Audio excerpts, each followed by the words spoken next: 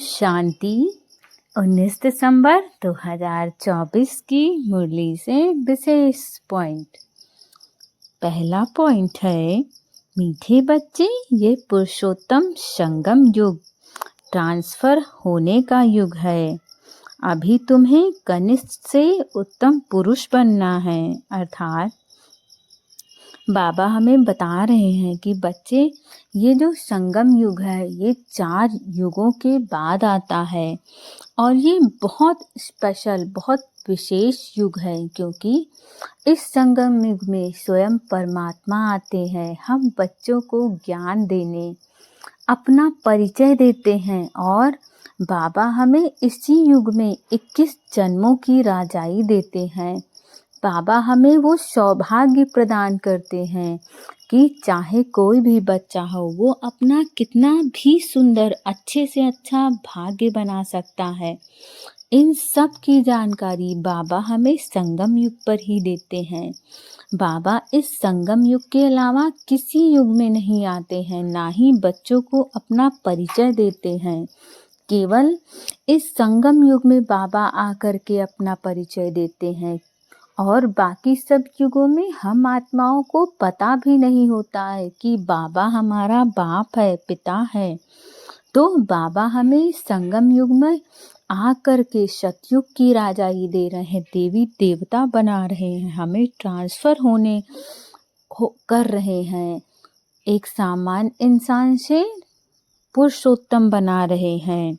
अभी हम बहुत ही सामान्य इंसान हैं, हमें राजा रानी, प्रिंस प्रिंसेस बना रहे हैं, देवी देवता बना रहे हैं। तो ये युग बहुत ही स्पेशल है।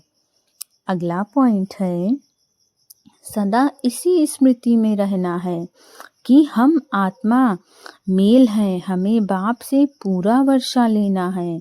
मनुष्य देवता बनने की पढ़ाई पढ़नी और पढ़ानी है। तो हमें इस बात पर हमेशा अटेंशन रखना है, हमेशा याद रखना है कि हम सब आत्माएं हैं और आत्माओं में भी कभी कभी हम आत्माएं क्या करती हैं, ये बहन है, ये भाई है। तो हमें ये भावना रखनी है कि समस्त आत्माएं भाई भाई हैं, यहाँ कोई बहन नहीं है, सब भाई भाई हैं। पहले जब हम शुरुआत में ज्ञान लेते हैं तो बाबा सिखाते हैं कि समस्त आत्माएं भाई बहन हैं, लेकिन जैसे जैसे हम आगे बढ़ते हैं वैसे वैसे हमारी पढ़ाई और ऊंच होती जाती है। तो हम वहाँ पे चाहे कोई लड़की हो, चाहे लड़का हो, चाहे स्त्री हो, चाहे पुरुष हो, सब भाई भाई होते हैं। तो हमें इस बात पर भी ध्यान रखना है और हमें बाबा को पूरा पूरा याद करके उनसे पूरा वर्षा लेना है, अपना भाग्य सुंदर बनाना है, एक विशेष आत्मा बनना है। और विशेष आत्मा हम बाबा के ज्ञान को प्राप्त करके बन सकते हैं। मनुष्य से देवता बनने की हमें पढ़ाई पढ़नी है, क्योंकि अभी तक तो हम बहुत साधारण आत्माएं थे, हमें कुछ नहीं पता था कि बाबा आया है ज्ञान देने। और ऐसा भी कुछ होता है कि हम ही देवी देवता थे, हमें तो पता ही नहीं था कि हम देवी देवता थे, लेकिन बाबा ने बताया और बाबा ने बताया कि बच्चे तुम बन सकते हो आगे।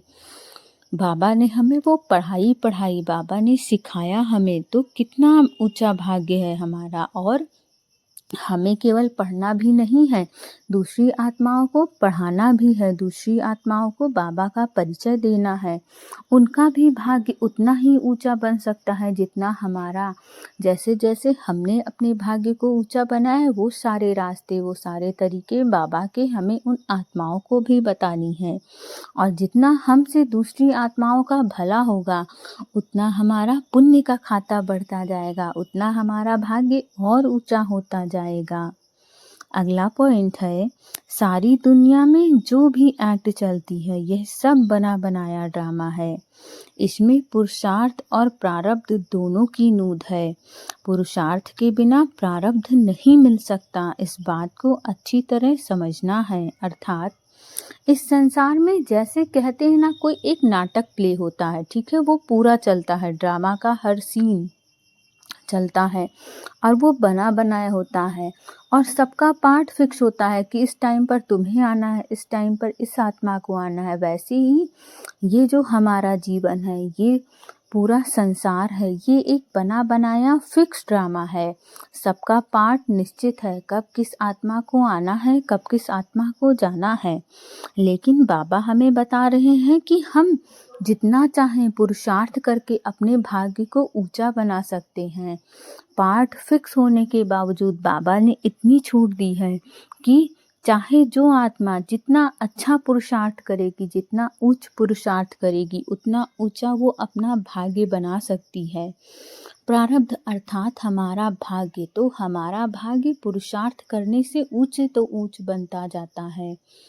तो हम जितना चाहें उतना ऊंचा अपना भाग्य बना सकते हैं। अपना हमें खुद भी समझना है इस बात को, और अपने आप से जुड़ी हुई जो भी आत्माएं हैं उन सबको भी ये ज्ञान बाबा का देना है। अगला, कोई भी सेवा सच्चे मन से व लगन से करने वाले सच्चे रूहानी सेवाधारी भव। अर्थात चाहे बाबा की जो भी सेवा हो, हम जो एक काम भी करते हैं, अपने घर को संभालते हैं, अपना ऑफिस संभालते हैं, हम जॉब करते हैं, ये सब बाबा की सेवा है। क्योंकि यहाँ से जो हम ऑफिस से, अपने जॉब से, अपने बिजनेस से पैसे कमाते हैं, वो कहीं ना कहीं बाबा के खजाने में हम देते हैं, तो वो सब एक तरीके से बाबा की सेवा है।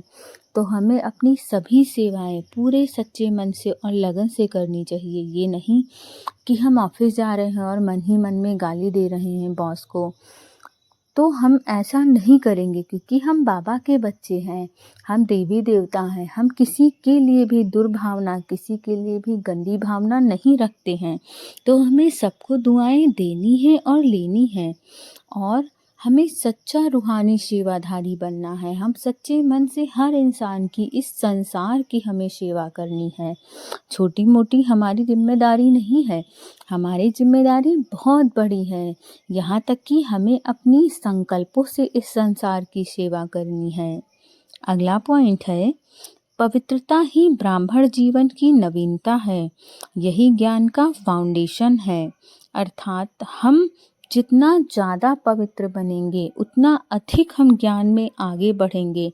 हम ज्ञान की नए नए पॉइंट्स को अपने जीवन में धारण कर पाएंगे। जब हम पवित्र बनेंगे तो ये सारी चीज़ें झट से हमारे दिमाग में क्लिक होंगी और हम फट से उनको अपने जीवन में धारण करेंगे। इसलिए पवित्रता बहुत इम्पॉर्टेंट है। हमें पवित्रता पर विशेष फोकस करना है और खुद भी पवित्र बनना है और दूसरी आत्माओं को भी पवित्र बनने का संदेश देना है। ओम शांति।